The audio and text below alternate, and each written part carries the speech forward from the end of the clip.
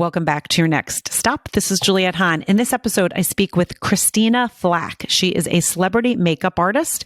She also is the CEO and founder of Pretty Girl Makeup. In this episode, Christina and I really talk about her business, how she has a morning segment on, and she does beauty expert pieces on California Live on NBC, but also how it has been being a mother of 5 and how different things in her life have shaped her. Really important to her to talk about sepsis and bring awareness for that. Her husband, late husband, Ken Flach, died of sepsis. He was a champion tennis player. And then she also has a fund for her son who died as an infant, the Baby Beau Fund. You can find those with the Northern Light School in Oakland, California. This conversation, we talk about so many different pivots and how people are brought into your life that shape you and how being a single mom at certain times has shaped her in a different way. You do not want to miss this. Don't forget to check out Christina. You can find her really all over the social medias, Christina, and it's Flach, Flach, Pretty Girl Makeup. You can also find, they have a website, prettygirlmakeup.com. You can also find them on Instagram. You can find Christina on Instagram, LinkedIn, and then you can also find the Baby Beau Fund and the Ken Flach Fund through the Northern Light School. They are always open and welcome to donations. If you guys, want to learn a little bit more, please go follow and check out and listen to this story. Again, it's something that's going to help you learn about different people and how they pivot in life. Another thing, if you haven't heard, I mean, if you've been listening to my podcast, you should hear, I have been teaching people how to share their story. I've been doing it for years since I started this podcast. And now I'm really just talking about it because we are having so much fun. I help my clients be able to formulate their story. So whether you are a small business, an entrepreneur, if you are an influencer, a micro influencer, and even if you are in the business world, in the corporate world, and you are going out to networking events, stories connect us. And if you can't be able to share your story in a really riveting kind of way, or a way that you're going to connect with your audience, whether if you are going on the podcast circuit or you're doing media, or again, you're going out to networking events, I help you take the pieces of your story and put them together, the ones that are going to connect deeper with people. Again, stories connect us. You might be sitting there thinking, I don't really have a great story. I have a small business. I want to get out on the podcast circuit to really be talking about it and spreading the awareness, spreading the word about what I'm doing, but I don't know how to get my story out there. I don't know how to tell my story in 30-minute increments versus an hour increments versus 15 minutes. I can help you do all of that. So if you want and you're interested to learn more, you can email me at info@IamJulietteHahn.com, and I will offer you a 30-minute free consultation to see if we work. Again, listen to this episode, Christina Flach, celebrity makeup artist.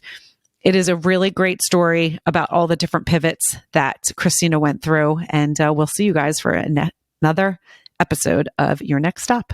Have you ever been listening to your favorite podcast and that moment comes up and you think, oh my gosh, I need to share it? Well, now you can with Picked Cherries. What I love about Picked Cherries so much is that when I'm listening to my favorite podcast and that moment comes up that I want to share, I can take a snippet, which is called a Picked Cherry, and I can send that to my friends and family so they can get involved in the podcast that I love. It's almost like sending an IG or a TikTok. Available now, iOS and Android. If you're not picking cherries, are you really listening to podcasts?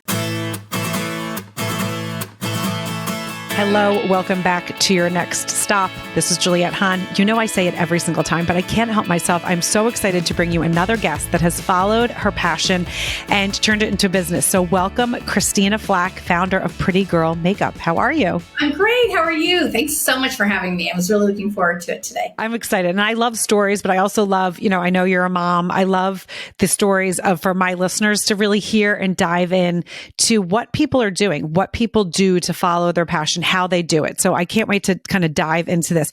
If you can give everyone a little bit background, where you grew up, if you went to university, and then we'll kind of take the journey from there. Well, I am a celebrity makeup artist, and I'm the creator and founder of Pretty Girl Makeup. I am the I have a new title, guest beauty expert on NBC, on California Live, which I'm super excited about. And I'm a mom of 5. I'm a philanthropist. I am a sepsis awareness advocate. And that's all the different things I do. That's awesome. That's awesome. So I'm a mom of 5. I mean, I have to dive into that for a second. So I am one of 5. I loved growing up in a big family. I loved it. I have, there's 4 girls, and then the youngest was a boy. And, it just was so fun to always have, I mean, really, there was always chaos. Constant. My kids are all pretty much grown up. I have one at home half the time. His dad and I share him. And so it's so weird to go from being like having all these kids to like having no one around. So it takes a little getting used to. And it's so funny. Like I call my kids and text them every day and they're like, Mom, get a life.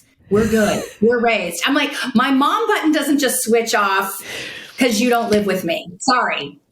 Right. I have to ask you more about that because so I have teenagers, and I think, my oldest will be going to college if that's what he chooses, not this year, but next year. He wants to play soccer. So that is what he wants to do. But I think all the time, like, I'm not going to be okay. Like, I'm going to be like the mom that cries like so hard when he leaves. Girl, I got to tell you, the first child I took to university, I took her to Parsons in New York, Fifth Avenue. And I cried so hard in front of, her dorm. She like told the driver, can you take her to get a baked good and a cup of tea and drop her at some store? Okay. So that was like, and then the second one was at NYU. Isn't that weird? I have all these New York connections at NYU. And I said, okay, well, walk me downstairs. She goes, no. I heard what happened with Melania. So no, I'm going to say goodbye here. So you don't make a spectacle of yourself in front of the whole entire city of New York. So yeah. That's so. You think it would be better. I take him to Occidental in Southern California. It was my son. Oh, swoon, my love. Okay. I drop him and I'm like, just come home. I'll homeschool you. Okay. I can't homeschool anybody. I stopped homeschooling like, 4th grade math. I can't do. So my last one, when I drop him, a poor guy. I'm sure it's going to be another spectacle, but I don't know. Well, no, and I love that. I love how you just kind of demonstrate that, right? Because you're in California, so having 2 go to New York, that's like far away. No, then they went to London, both of them. I had one in London for 4 years at Central St. Martin's. She's a fashion designer. And then Rose, who was at NYU at Tisch Film School, studied abroad. So I had 2 kids in London at the same time. And it was during that time that there like terrorist bombings or threats of it, like every other day. So yeah, that was joyful times. That is so tough. And I mean, we say like, right, we want our kids to grow. Like, I don't want to be that mom that's like, no, you have to stay here. And then they become weird. Like you don't want that. You want them to spread their wings, but it is so hard for us. And I remember when I went to school, I mean, it was like 40 minutes away. It wasn't even far. And I remember my whole family came, even my sister and her boyfriend, and we sat in our dorm and all of us cried. And then the girl or my roommate walked in and I didn't know her. She thought we were so weird. Like she later said, she's like, I literally left and was like, those are the weirdest people. Cause she's like, my parents just dropped me off and was like, bye. She's like, literally all of you were like, said skedaddle, right? Totally. And we all sat there crying. I mean, it was so crazy, but I'm hoping, I mean, I know my kids already know I'm going to do that. So I would love to. It's fine, right? I mean, it's who we are. If you didn't cry, they'd be like, oh, they judge you. You get judged either way. That's so true. You get judged for everything. I'm doing the advent calendar right now and they have a comment for everything. And I literally said this morning, I was like, okay, yesterday you had a comment. Today you had a comment. I am trying. And yeah. Right. And you know what? And if you're going to keep doing that, I'm not going to put anything in and I'm okay with that. I won't put anything. You're going to open it. It's going to be bare. So be nice. They don't understand all we do, like to put effort into being like making the holidays special. My house is like, I'm here by myself pretty much all the time. And I have you would have thought Santa just dumped on like the little Russian Christmas fairy stuffed in here. And I was decorating my house. Every room has stuff. Oh my God, I love that. But it's good. It's good. It's so fun. It is. So I want to get into how you got into this whole makeup, celebrity makeup, and then how you created your company. So take us a little through that journey. Well, I started doing makeup on any face I could find when I was young, including my mother, who had stage 4 brain cancer. So I worked on her one day. She was going on a date with my dad. And it was so great because I didn't she didn't have much makeup and I had pretty few skills at the time, but it was amazing that I transformed her into feeling like her old self. And so that's still to this day, something so special that I love of my job is being able to, make people feel like the best versions of themselves. It's really fun. I love that.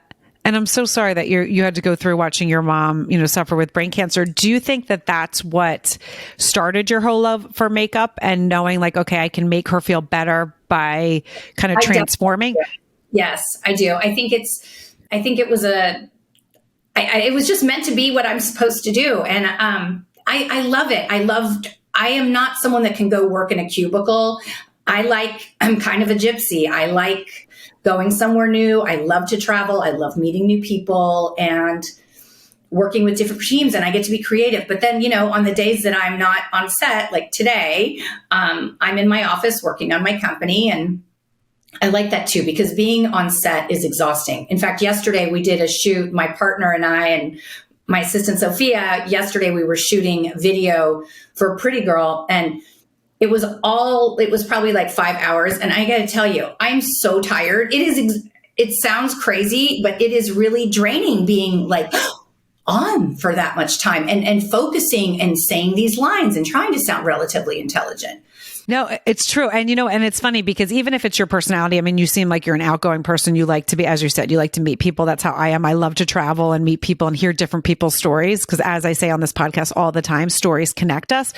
But it is a different energy that you have to bring to be doing it all the time. I know when I do my Super Bowl events, when that last year, I remember the adrenaline. I didn't get a great night's sleep. The adrenaline was so crazy. And then when I came home from 4 days of doing that, I think I slept for 2 days. I was like, oh my gosh, I didn't realize how tired I was. It really saps your energy to be on all the time. And I am outgoing, but then I'm kind of an introvert because, I'm pretty private. I don't have, I'm not out and about. I have my guy that I've had for almost over 3 years. We're total homebodies. We were home watching Yellowstone yesterday, and, we're not out and about. So we're not a lot of fun. I look like I'm fun, but I'm not. I say that about myself sometimes. I used to be fun. I have to say, I used to be fun. And now as I'm older, I'm not as fun.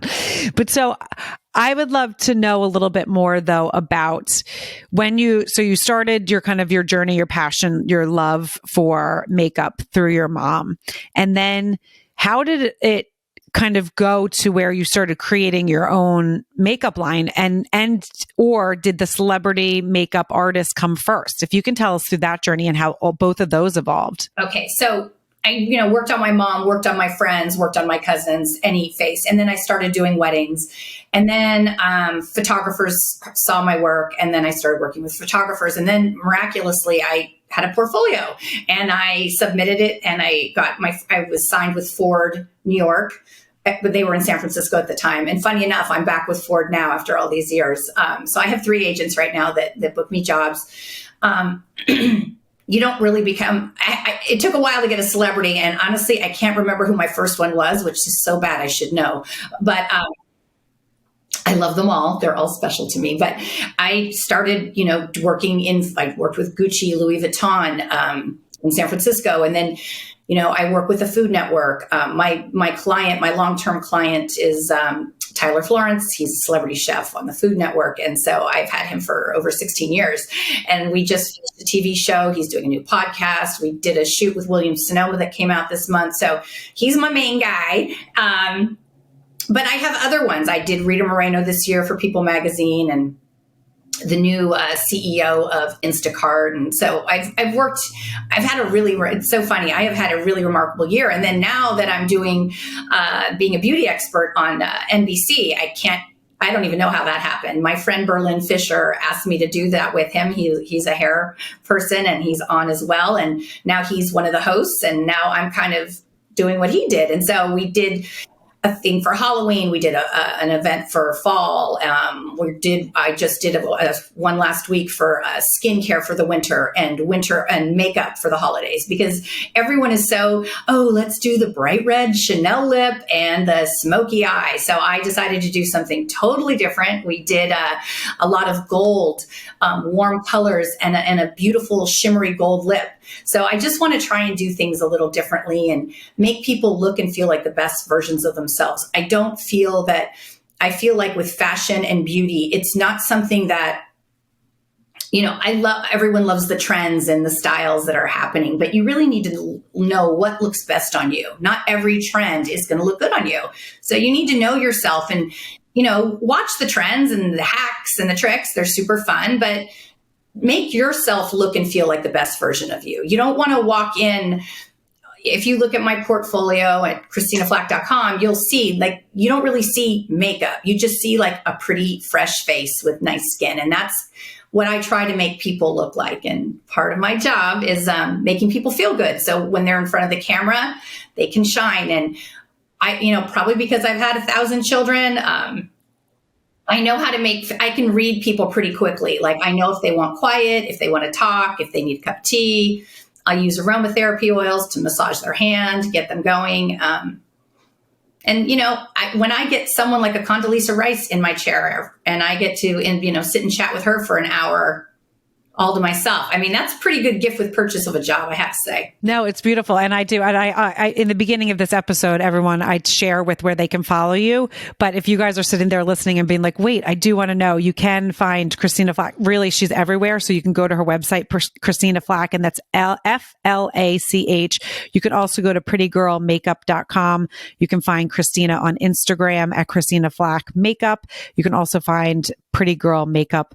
And then you can find Christina really on any of the socials, but your website is really the best place they can find you and then follow anything else that you're doing. Yes. And you can see the videos on the homepage of current things that we've done. And my assistant, Sophia, is amazing. And she keeps everything up to date. And I don't know what I would do without her. Sounds like I have so many assistants, but they each have Maya kind of books all my interviews and Sophia takes care of everything else. So I'm very grateful for them. Well, it's always the people that we surround ourselves around that kind of also help kind of uplift and then help us get everything together. I mean, it's really important to have a team to be able to do that. So one of the things that I love that you said is that trends are not for everyone. And it's so true. There's even the fashion trends that people will do, and some body types just don't handle it well. So it's so important to know what you're comfortable in and what looks good on your skin tone versus your hair color. Some people with the red really don't match their sometimes even their personality. So there's so many different things that go in there. So I have to say, because I know in the beginning you said you love to connect with people, you love to meet people. So when you have someone in your chair, whether it doesn't matter who, it doesn't matter if it's, someone that's a no name or someone that's, a celebrity, but what do you think is your favorite aspect? Is it getting to know the person as you're doing the makeup, or is it more just, kind of transforming them with the makeup, or do you kind of enjoy both? I mean, do you enjoy just getting to know them and doing the makeup at the same time, or when you approach them, what is it? It's a combination. I love doing both. I mean, I love, even to myself, I look at a face and I can transform it looking like the best version of themselves. But I love meeting people, and everyone has a story and they don't need to be famous at all. I mean, some of the most interesting stories I have are just normal people. I had an amazing teenager this year that I had the opportunity to work with. Her name's Ivy, and she's amazing. And she came to learn to do some makeup tricks, and she's 15. And it was so interesting because I showed her just some age appropriate makeup and how to pick a foundation so it's not too not too dark. And 2 weeks after, she sent me a note. She said, I felt so good about myself. I applied for a study abroad program, and I am going to Prague for 2 weeks to study art. And you inspired me to dream big and go for, my dreams. And I just thought, wow. I mean, the fact that I inspire anyone is remarkable. But to hear a teenager that, now she said, I think that's a beautiful thing in any human is confidence. When someone is confident and feels good about themselves, they're always going to appear more attractive. It's just a fact. And I don't see anything wrong with looking like the best version of you. I don't find it to be superficial. I think everyone is visual, and I think it's not superficial. It's more of a visual thing. We all like to be surrounded by beautiful, pretty things. And, that's why kind of when I say about the makeup, I don't want it to be distracting. I don't want really to, like, when you look at a face, go, ooh, wow, what's the colors going on? You just think like, wow, they're attractive. But, when someone is happy and they have a full heart of love and they're confident, that's really what shines on camera, I think.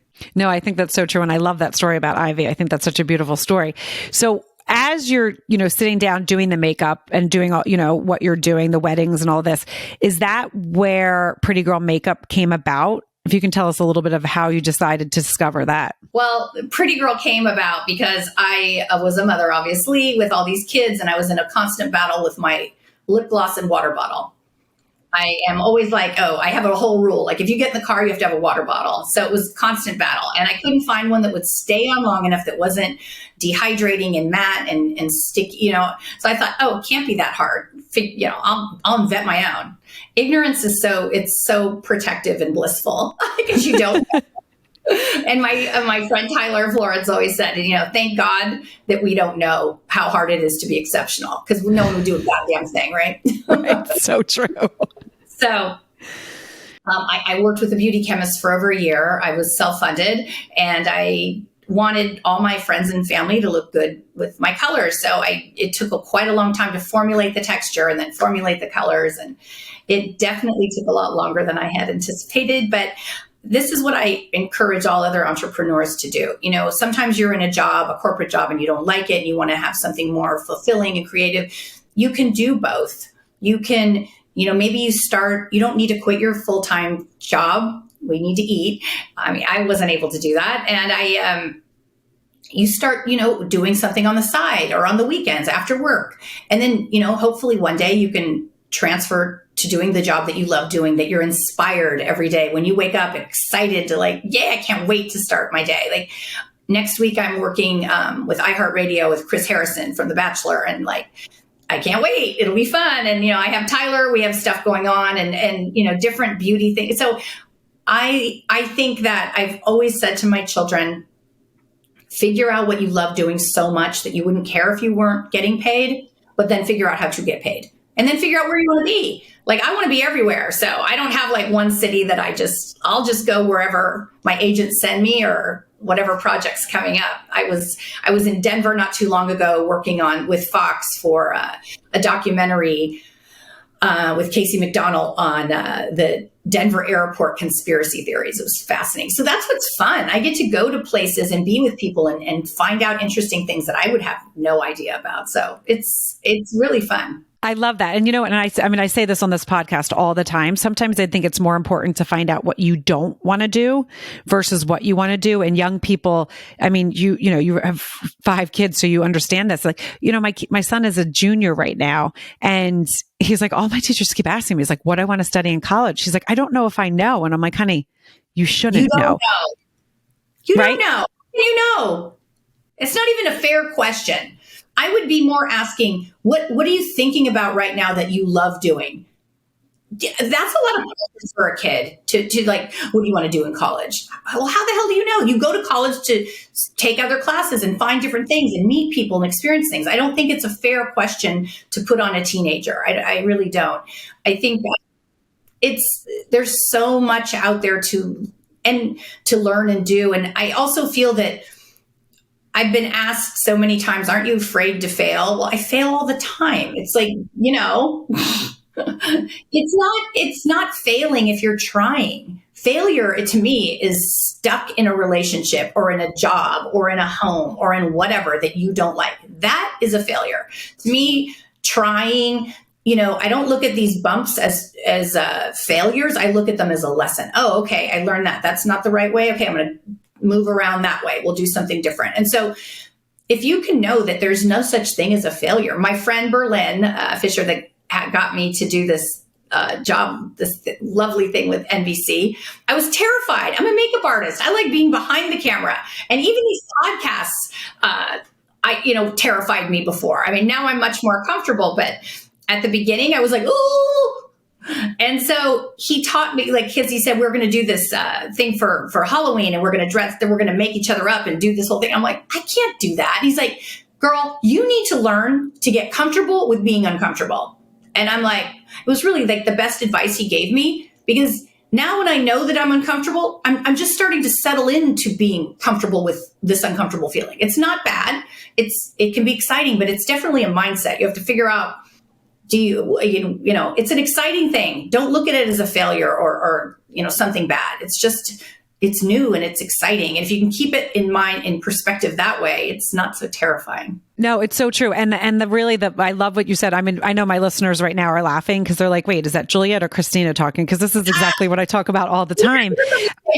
We're from the same tribe.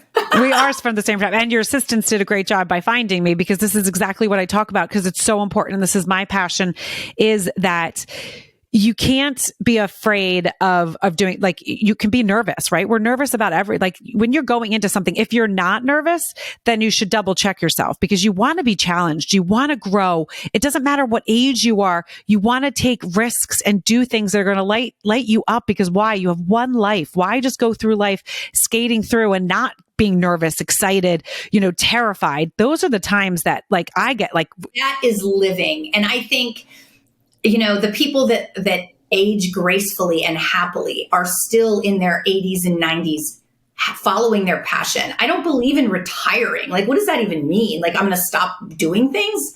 I'll do other things, I think also keeping things fresh. Like, I raise money for education and nutrition are super important to me. And I have started educational funds at the Northern Lights School for my son, Beau, and my husband, Ken Flach, that have passed away, because I want underprivileged children to have the same kind of education my kids have had. And my friend Lisa Zimmer and I started an outdoor classroom and garden at the Edna McGuire School in Mill Valley for my son, Beau, that passed away this Christmas Day 16 years ago. And one of the things that I'm so incredibly proud of my children is that with the Northern Lights School, that is like our family's thing that we do, that our philanthropy that we like doing. They have all participated in helping out at the school, whether it be a teddy bear tea or a golf tournament that Vita Blue puts on every year to raise money for the educational funds. My son, Ben, Beau's twin, this past October raised $60,000 for the educational funds.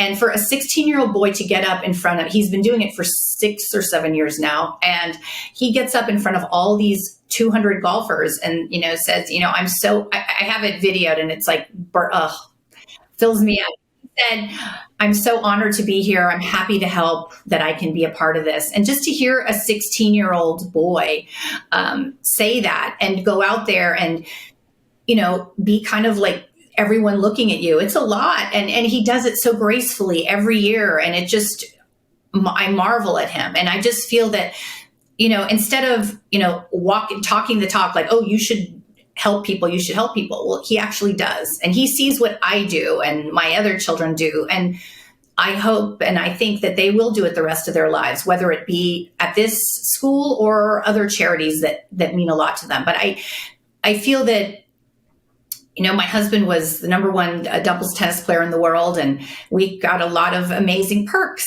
of going to Wimbledon, US Open, doing different Davis Cup.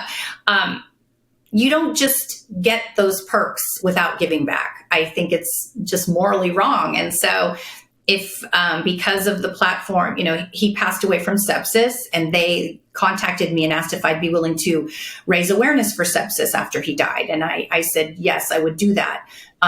Because it helps me. Everyone, has a story of difficult bumps in the road and sadness. But it helped me to help other people to not go through this. And I know I have thousands and thousands of people have heard my interviews, and I hear from people all the time telling me that they heard an interview and heard about the signs of sepsis and their loved one didn't die. So I think it's so important to give back in my little way, Right. I mean, I think it's so important. And I was going to touch on this, so I'm so glad that you brought this up. When you've had tragedy in your life, it is a moment in your life. And yes, you can always mourn that tragedy, but it doesn't define you. And I think a lot of people need to hear that, because especially, you know, everything that people have gone through with COVID and the way the world has changed, a lot of times we get stuck in these moments, and you get stuck and you don't know how to get yourself out of it. So the fact that you took a tragic moment and moments in your life and said, I'm going to give back because I want to help other people be able to navigate this world a little bit more, is so beautiful and inspiring. And that's where stories connect, right? Someone's going to listen to this and be like, oh, I love what Christina's doing. I love that she started this makeup line out of, you know, something that she wanted to create. She has 5 kids that she's raised, you know, and you've had death and tragedy, but you still get up and you still live because you're still here and you have a message that you want to get out to help other people navigate death and tragedy in a different way. So I think it's so beautiful that what you're showing your children, that, you know, yeah, we can go through hard times, but it doesn't define who we are. I think I was on this show on the Doctor Channel on Sirius Radio one time, and I was waiting to get on, and I was hearing her speak about someone saying, oh, we have this person on, she's, you know, had this most tragic life. And then she said my name and I nearly fainted. I'm like, what? And so I said, I'm going to respectfully disagree with you. I do not have a tragic life. I've had tragedies, but I'm not tragic. Tragic is giving up, wallowing in misery and in a ball.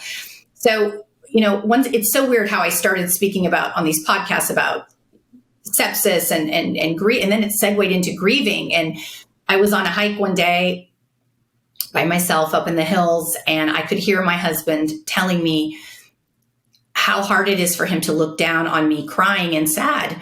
And I just thought, wow, I'm not honoring him by being miserable crying. Like that's, you know, I don't know why as a culture we feel that we need to be miserable, be a widow in black and just angry and not being able to love again and not have love in your heart. And I just thought the thing that I can do to honor my husband would be, of course, he was very funny. He was kind of a Larry David sense of humor. Like, of course, every day be very miserable that he's not here, but also to do things to make the world a better place and to be happy and to be the best version of me, because I want him to look down on my son and my mom and all my other angels up there to look down on me with pride and happy for me that I am living my best. I don't need them looking down, feeling sad and miserable. That's not fair. Because when I looked at it from that perspective, I thought, wow, how would I feel up there looking down on everyone miserable? That would be terrible. And you can't comfort them.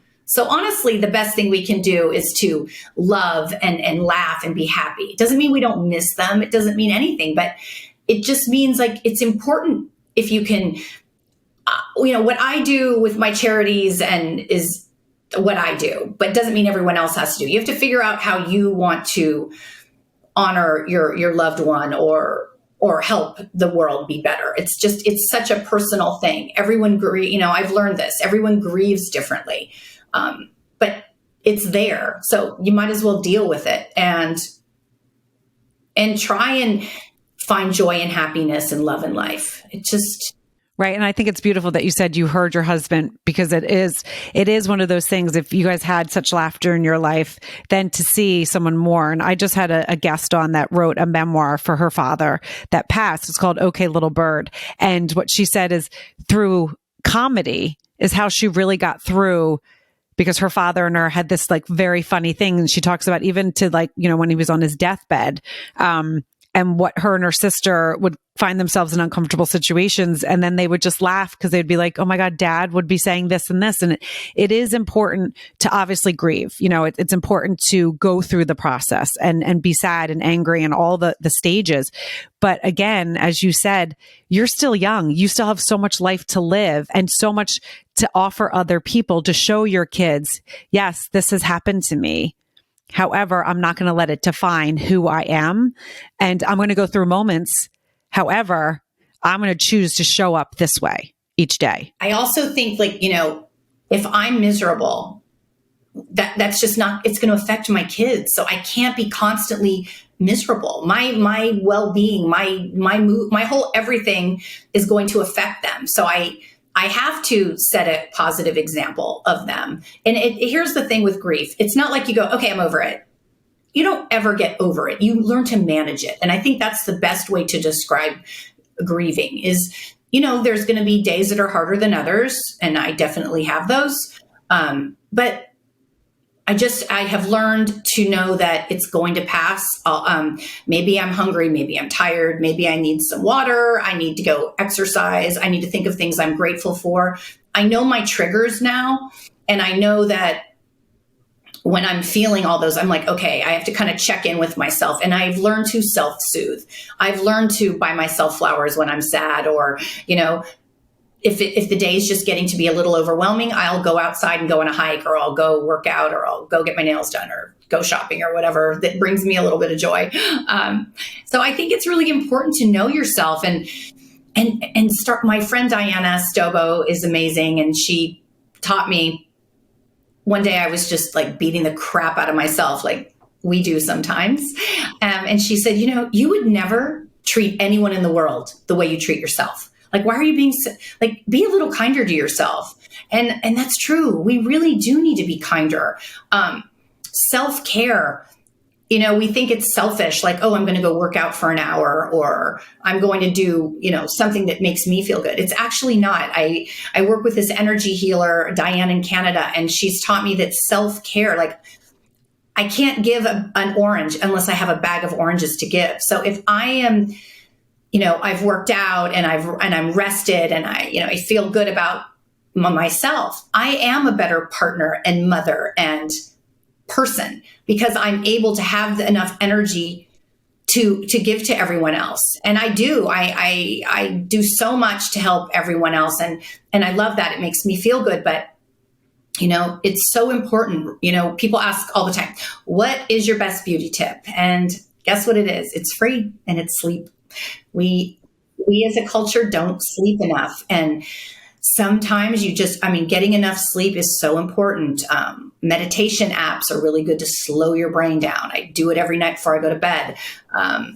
And exercise. It's like, even if I'm on a shoot, I hear people say all the time, oh, I don't have enough time to work out. Well, look, if I can make the time, so can you. It's not always an hour. Yesterday, I was on the treadmill and the elliptical for 40 minutes. And, some days it's an hour power yoga class or Pilates or a hike but it's more consistency. It's fine to go 5 or 10 minutes. Go do a quick brisk walk, do some sit-ups and push-ups, stretch a bit. It's just doing something every day. And to me, like, when people are traveling, they say they can't be consistent with their workout or dietary, their diet. And I disagree. I have actually more time when I was traveling with Tyler for the show, I didn't have a house to clean or kids to drive around. There's no excuse. All I have to do is take care of him and work out and eat well. Like, that was it. And so every city I would go to, there's different yoga classes. I would go take a yoga class once or twice a day because I had the time, or work out in the gym. And it's just doing a little something, and you feel so much better exercising. I mean, I do, at least. I don't see how you can't. And I think your aging process is going to be a lot gentler when your body is when you work out. No, it's so true. And you've said something a couple times in this episode, and I do want to highlight it because I think it's so important. You've stated you have to know yourself, what's best for you. And I think that's so important. I know for myself, meditating, I don't meditate in the traditional way. I call it daydreaming, because I have to move. I can't just sit and be still and clear my mind. I am a mover. I have to go. So I walk my dogs, and that is my time that I decompress. It's time where I daydream. I build businesses. I do whatever in my head. But I also know that if I'm on the water, if I'm, on our boat, or I'm near the beach, is when I can kind of take a breath and my brain stops a little. Have you tried the meditation apps? Have you tried any of them? I have tried them, and it's just, I need to move. Like, it's just one of those things that I've tried them so many times. If I sit, I think of all the things I have to do around the house, or all the things I have to do.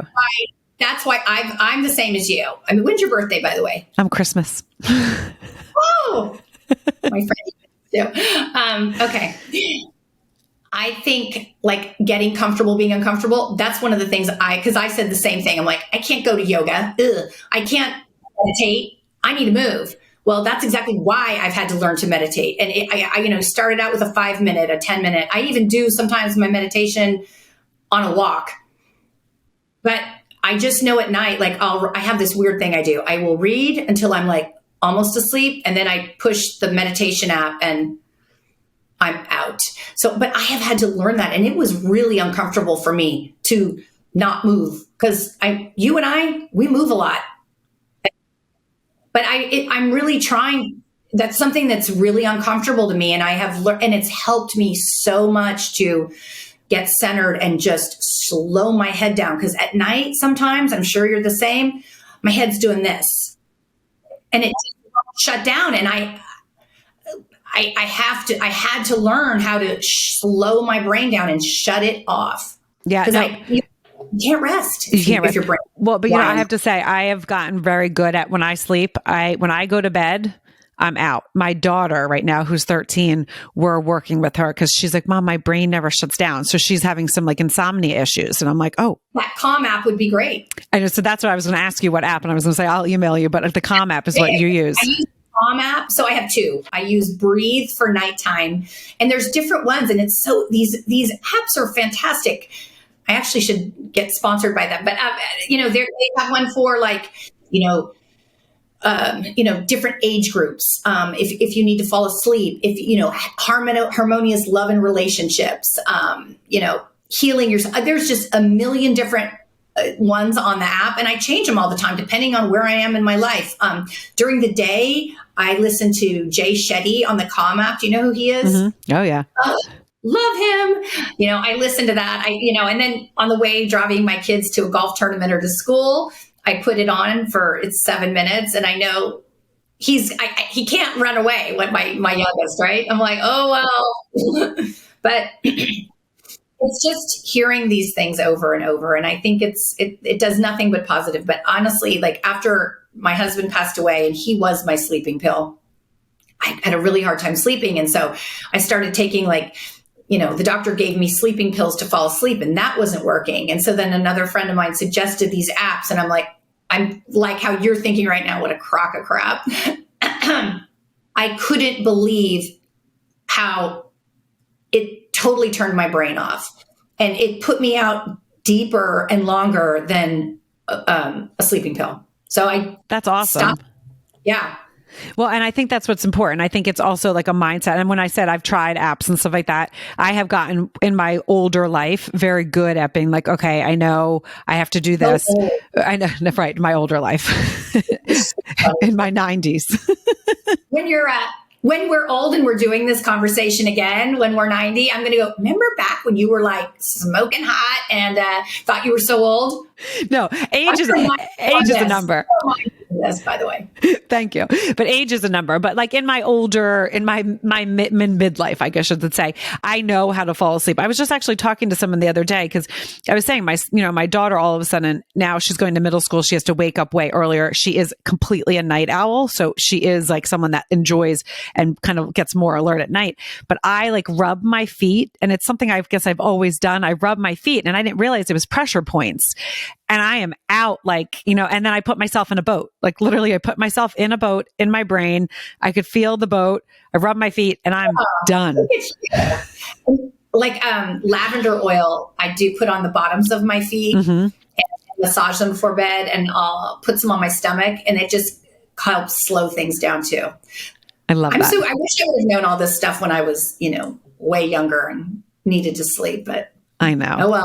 I learned it now. You learned it now, and that's what's important. But I do want to touch, and I know we're coming to the end of this, but I think it's something that important. You said that, you wanted to show your kids that you can have tragedy in your life, but you can also prevail. And it brought me back to when my kids were little, and my one son was 3, and we had a pretty big death in our family.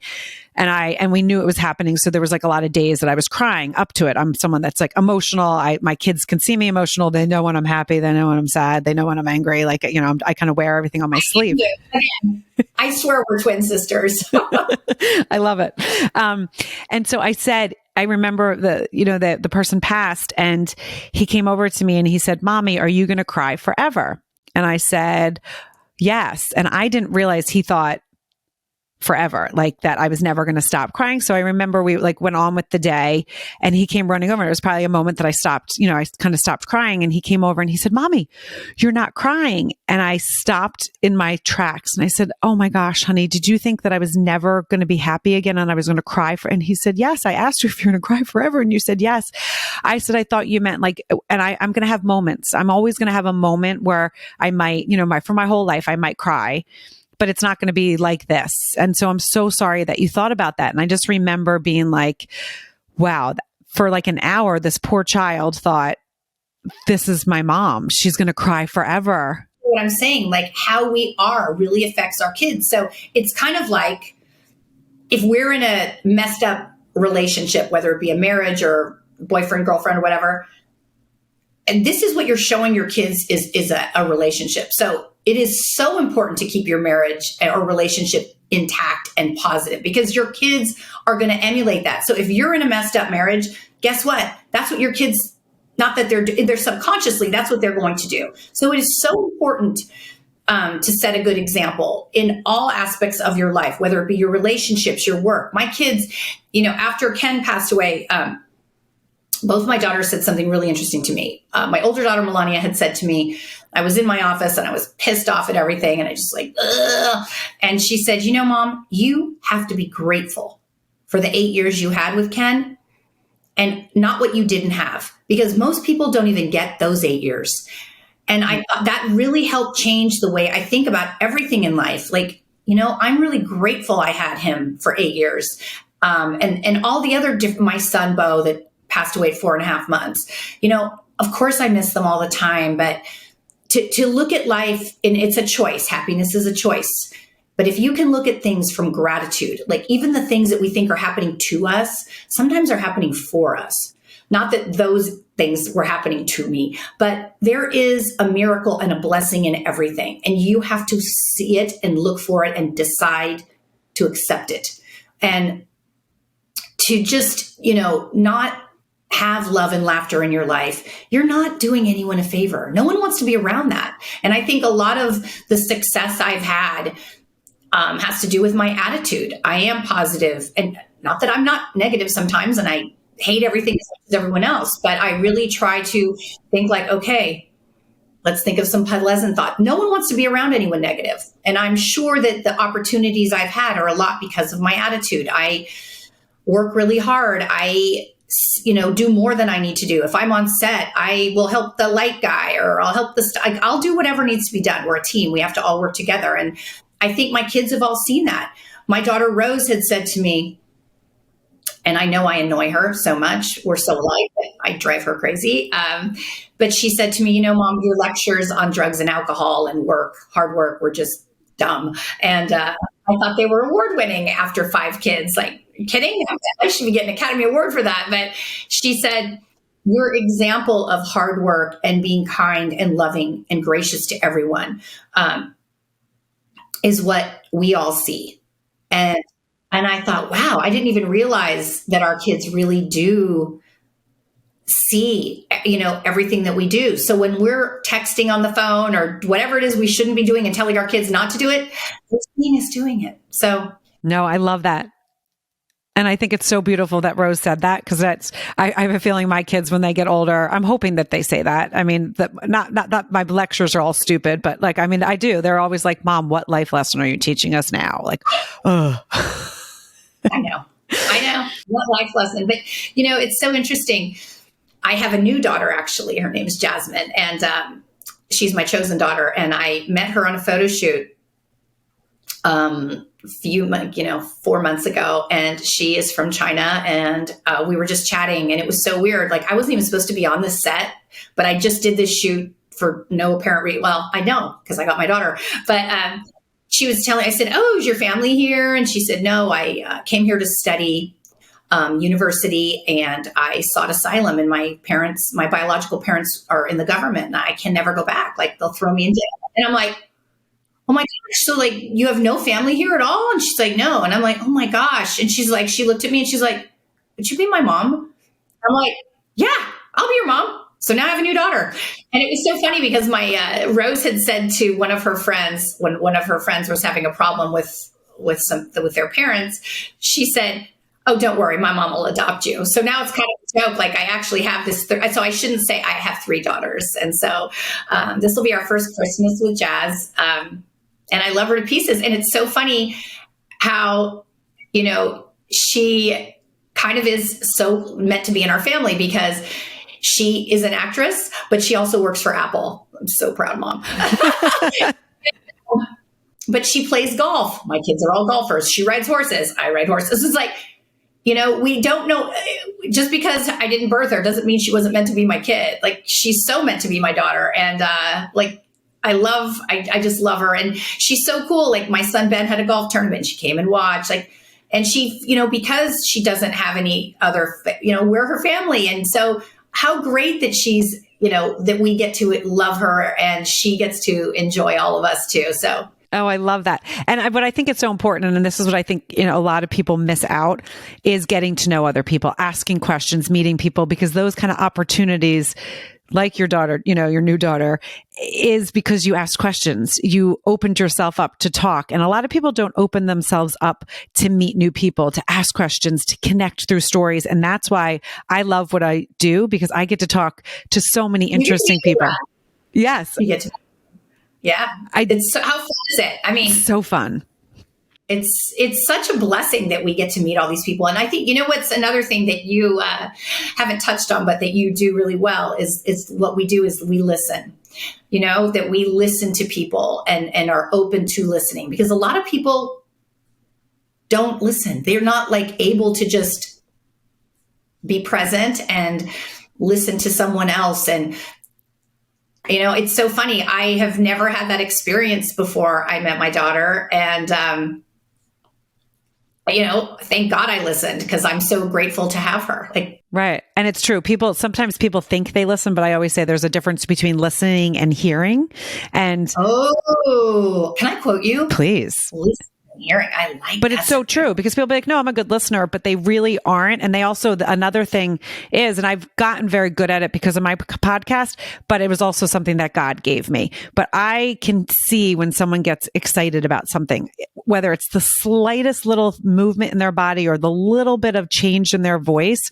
And I know that that's something to talk about. I know that's a question to ask, where some people, when they're interviewing, they have their agenda, where I never have an agenda. It's just a conversation. And then I kind of dive into where the conversation goes, because it's out of my curiosity, but it's also because I'm hearing the person, I'm listening and hearing at the same time. Going in and sitting there before it goes out. It's so funny. I've done thousands of these interviews, and most of the people that interview me are amazing, like you, and just, they listen, they hear, they know who I am. They will quote me. And it's like the effort they put in is so remarkable. But I've had a few instances that it's so funny that these people have a podcast. I did this one in particular, and I just remember this person spoke the whole time. I said 5 words, and I just thought, wow, you just have a podcast. You're yourself.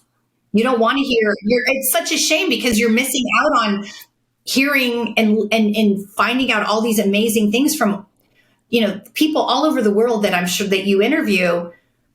How exciting is that to hear? Because again, everyone has a story. Everyone. And it connects. And that's the thing that's so important. People are going to listen to this podcast, and there's so many different pieces of your journey in your life that they're going to connect with, whether it is, the deaths that you've had in your family, whether it's the business that you started, whether it's the, going on TV and having the celebrities, whether it's your new daughter, whether it's horseback riding, whether it's golfing, whether it's your charity. So I would love to tell, where can people find your charity? And so please, if anyone would like to donate to my charity, the Baby Beau Fund and the Ken Flach Fund at the Northern Lights School, and that's in Oakland, California. And a dollar would be helpful. Anything, we're so grateful. And then the Edna McGuire School, the outdoor garden, it's called the Beau Friedman Outdoor Classroom. So if anyone wants to donate to that, that would be fabulous. I love that. And then, of course, if you want to find out more about sepsis, go to sepsis.org. And scroll down. There's a little timetable that says time, and what time is, T is for temperature. You can be incredibly hot or cold, eyes for infection in something in your body, whether it be a cut or in my husband's case, it was bronchitis that turned to pneumonia, and he was wasn't seen and given the wrong medicine. So he became septic. M is for mental decline. It's a little hard to rouse them. They're just getting a little blurry. And then E is for excruciating pain. Sepsis is an infection of the blood that attacks all your vital organs and shuts them down very quickly. It is not the common cold that you're like, oh, I'll go tomorrow if I don't feel better. No, if you have any of those signs, get to the emergency, tell them you think you might be septic, and get a blood test. And then if you are, they will put you on an IV antibiotic and you'll be saved. But there's a golden window of getting saved. And once you pass that golden window, it's over. I mean, my husband was a big, strong professional athlete. And, on Wednesday, we called the doctor. Thursday, he was on life support. By Monday, we took him off life support because all his organs had shut down. So it is not something to play around with. It's super important to make sure that you aren't septic if you think you might be. Yeah, no, that's crazy. And I also, in the beginning of each episode, I highlight all of this. So you guys heard it twice. If you were driving in the beginning and didn't get a chance to write it down, now you can do that. Christina, I just want to say thank you so much for joining Your Next Stop. There's so much inspiration that you put out there, but so much love, and you can just feel the heart that you were given by God. I mean, you really can feel that heart. You're doing so many amazing things through the journey that you have gone through with life, but you're teaching people that it's important to see these signs, but it's also important to live life true to yourself, know who you are, and find what you love and continue to do that. So thank you so much for joining Your Next Stop. Well, thank you so much for having me. It's so much fun. So you guys, you know what to do. Like, share, rate, review. You might be listening to this episode and saying, oh, that's such a cool story. Oh, this is stuff I can learn. But you don't know who in your life needs to hear this story. You don't know who in your life needs to learn a little bit more about septic. You don't know who in your life right now would want to be donating to charities. You don't know who in your life is stuck that needs a little bit of inspiration. So this episode will help them with all of those. So don't forget to rate, review, share, and we will see you for another episode of Your Next Stop. I hope you liked this episode of Your Next Stop. Please subscribe to my channel, share with your friends, and join in each week.